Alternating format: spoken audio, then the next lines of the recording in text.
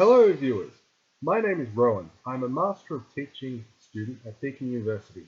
Today I'll be introducing you to a text called The Little Refugee, a picture book by Du and Watley.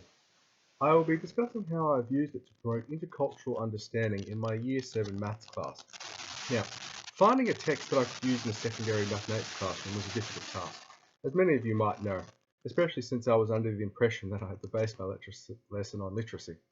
My solution was based around my experiences in my last placement, where I noticed that the student's ability to solve a question was often limited by their reading comprehension and thus their ability to understand what exactly the question was asking.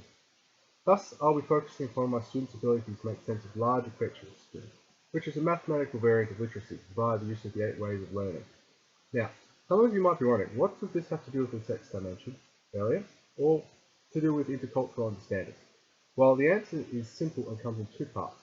The first is that The Little Refugee is an excellent method to introduce cultural and racial diversity in a way that focuses on the similarities between the children. So, when the students read the book multiple times before they complete the problems I give them, they will hopefully internalize the understanding of the differences between cultures and the similarities between people, in such a way that they can begin to respect and empathize with other cultures, which is a core part of what intercultural understanding is.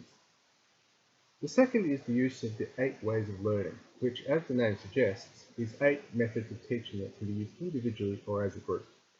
It is based upon Aboriginal methods of learning and will be a good way to demonstrate the practical use of Indigenous Australian knowledge and culture to my primarily Anglo-Australian classroom. As such, I've gathered the ways that I intend to use within my lesson that I believe will work best with my focus group. The two primary ways I intend to use are the deconstruct-reconstruct way, which is based around being able to understand the overall meaning, purpose, and structure of something, then breaking it down into manageable chunks.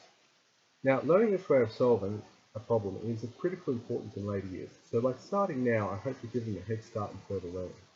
It is also particularly useful for the less able students, as I've found on my placement.